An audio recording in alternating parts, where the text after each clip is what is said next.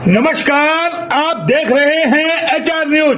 हम आपको जो खबर दिखाने जा रहे हैं, देख करके आपका भी दिल दहल जाएगा कि रेवाड़ी के पॉश एरिया भी अब सुरक्षित नहीं है, बदमाशों के निशाने पे है। जी हाँ, अगर इन पॉश एरिया में बुजुर्ग अकेले अपने घरों में रह रहे हैं तो कृपया सावधान हो जाइए, क्योंकि ये पॉश एरिया इन दिनों बदमाशों के निशाने पर है।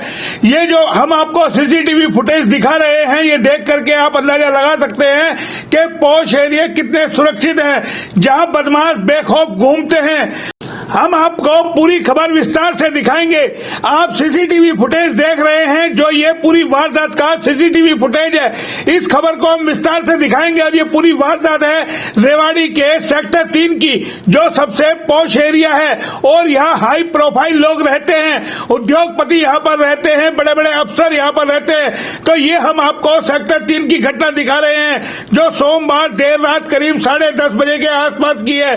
तो देख सकते हैं, दो बदमाश यानी कि घर में पहुंचते हैं और गन पॉइंट पर नौकर को रख करके दरवाजा खुलवाते हैं और वहां बुजुर्ग को गन पॉइंट के ऊपर ही बंधक बना लेते हैं और उससे बकायदा घर की अलमारी की चाबी लेते हैं और 50,000 रुपए लूट करके फरार हो जाते हैं। तो ये घटना कहीं ना कहीं बताती है कि किस तरीके से प्रदेश का कानून व्यवस्था का दिवाला निकल चुका है। हालांकि जो ये घटना सीसीटीवी में कैद हुई है, बहुत कुछ बता रही है कि हमारे बुजुर्ग जो अकेले घरों में हैं कितने सुरक्षित हैं। ये पूरा मामला जो जानकारी निकल के आ रही है, आपको बता दें, रेवाड़ी के सेक्टर 3 में रहने वाले महेंद्र गोयल और उनके भाई विनयशील गोयल ने आसपास ही मकान लिए हुए हैं, सेक्टर 3 के अंदर बनाए हुए हैं।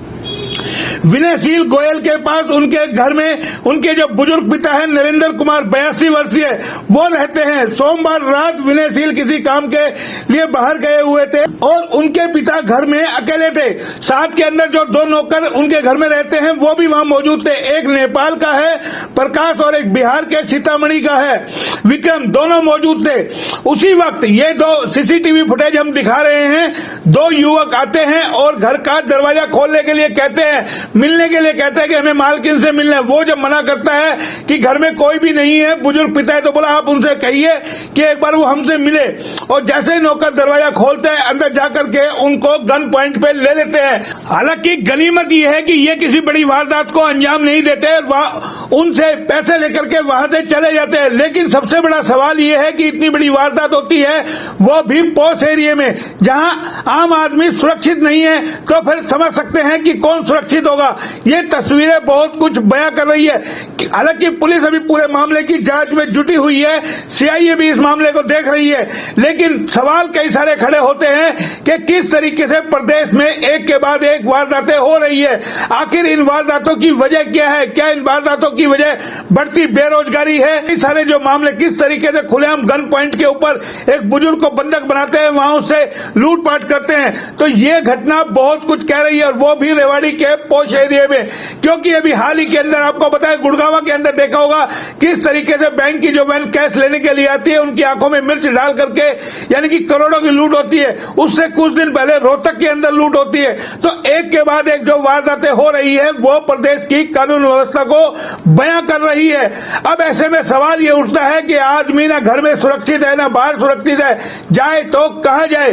क्योंकि जो ये एक के बाद एक वारदातें हो रही है, कहीं ना कहीं कानून व्यवस्था पर भी सवालिया निशान लगा रही है। इस पूरी घटना को लेकर के, वारदात को लेकर के जो घर का नौकर है क्या कुछ कहता है, वो आपको सुनाएंगे। लेकिन बता देते हैं आपको, पुलिस हर तरीके से इस एंगल की जांच कर रही है। इस वारदात की सीसीटीवी फुटेज पुलिस के हाथ लग चुके हैं, जिसके अंदर इन दोनों बदमाशों के चेहरे भी आ रहे हैं। अब देखना यह है कि पुलिस इनको कब तक गिरफ्तार करती है। घर का नौकर क्या कुछ कहता है और जो बुजुर्ग है वो क्या कुछ कहते हैं, आपको सुनाते हैं एक बार।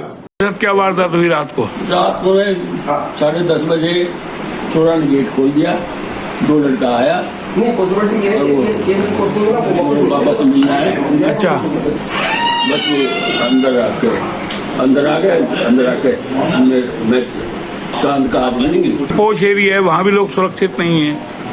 ऐसा ही है भाई। विक्रम, क्या हुआ था पूरा वाक्य? आप थे जब यहाँ पूरे घर में लूट के लिए बदमाश घुसे थे? हाँ। क्या हुआ था पूरा घटनाक्रम? जब मैंने यहीं पे था, मैंने टीवी देख रहा था, जब खाना वाना खा करके सारे कोई सोने वाले टाइम हो गया, तो मैंने यहाँ पे बैठ करके बात कर रहा था। बात करने के बाद 2 बार बिल भरा। तो इसमें जीजा ने भी यहीं पे सो रखा था। फिर इसने बोला कि जा करके देखना छोटू कौन है बाहर। फिर मैंने बाहर गया। बाहर जाने के बाद मैंने गेट नहीं खोला, बाहर से उनसे पूछा कि हाँ भाई क्या है। उसने बोला कि मुझे आंटी जी से मिलना है।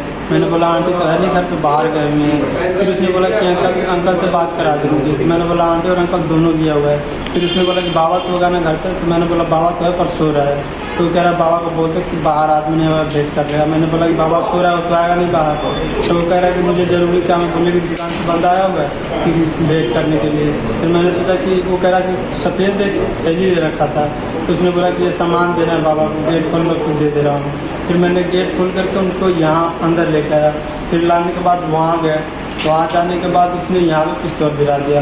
पिस्तौल गिराने के बाद उसने मुझे वो बिस्तर पे धकेल दिया उसने। फिर मैंने वहाँ पे जाके गिर गया। फिर जाकर के उसने बाबा के पिस्तौल गिरा दिया। गिराने के बाद फिर ये आया यहाँ से उठ करके, ये आया यहाँ से उठ करके यहाँ पे खड़ा होकर के थोड़ा देर देखा, पर देखा कि जब पिस्तौल गिराया फिर इसने यहाँ से लौट गया था। फिर इसको भी उसने अंदर से आकर के पकड़ लिया। पकड़ने के बाद फिर अंदर गया तो वही पैसा वैसा के बारे में बाबा को बोला कि मुझे 20 लाख रुपया दो कि मुझे ऐसा ऐसा आदमी ने भेजा है। कोई गैंग का नाम लिया था उसने।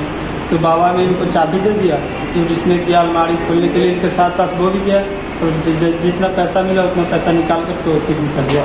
मेरा ही फ़ोन ले गया, बाबा का भी ले गया। इससे पूछा कि तेरा फ़ोन का, इसने बोला कि मेरा फ़ोन ऊपर है। फिर इसको बोला कि बाहर आजा फ़ोन ले जाइए। तो इसने उनके साथ साथ गया था तो फ़ोन फिर ले करके फिर अंदर आ गया। फिर मैंने उसके बाद आंटी को फ़ोन किया। फिर आंटी जी को बताया कि ऐसे ऐसी आंटी की बात है। तो बोला कि चल ठीक है मैं कल आऊँगा तो फिर देखते। कहाँ गए हुए थे घर के लोग? घर के लोग तो बाहर गए हुए हैं। कहाँ गए थे बाहर? तो ये तो मुझे भी नहीं पता, पर कोई फंक्शन में गया हुआ है, कोई पार्टी की है उसमें गया हुआ है। तो तूने दरवाजा खोला क्यों जब आपको पता अननोन आदमी है, घर में कोई है नहीं? दरवाजा क्यों खोला रात? कितने बजे की घटना है ये रात की? ये लगभग 10 साढ़े 10 बजे की करीब है। क्योंकि 10 बजे तो अंकल सब भी आए थे तो खाना वाना खा के चले गए थे। उसके लगभग 10 से 15 मिनट की बात है।